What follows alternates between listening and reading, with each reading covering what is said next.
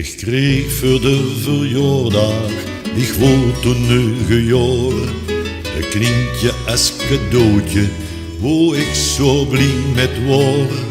Ik koos het niet geluiven, maar toen zag de pap aan mij.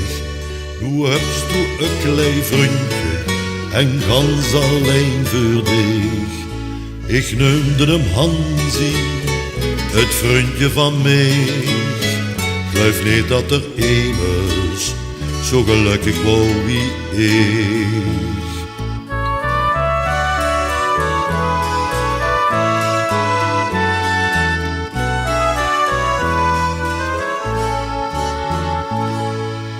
Ik moest hem zelf verzorgen, maar ik kreeg hij zonder geld. Het voordat ging ik plukken, nog zo altijd ingeveld. De man gaf mij het oud brood en ik kreeg van ongeveer af en toe het haver, want dat hij Hansie geer. Ik koos uren met hem spelen, want het was het liefste deer. En zat ik met hem boete, dan huppelde het heen en weer. Soms dacht ik bij mijn eigen, blief klein en weer niet groot. Want ik kon dich niet missen, en grote knie komt gauwer dood. Ik noemde hem Hansie, het vriendje van mij. Geloof niet dat er immers zo gelukkig was wie ik.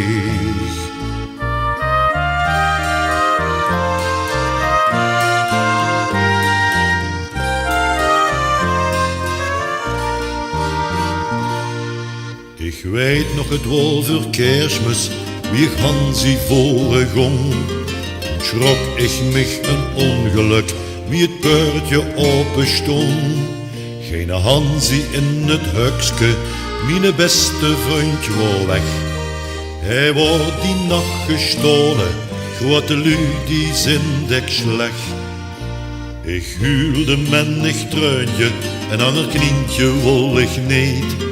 Gij ook geen leuke Kerstmis, door mij groot verdriet. Toch kon nog een verrassing op de laatste dag van het jaar. Wie de pap kwam met een hundje, word ik toch weer blij met horen.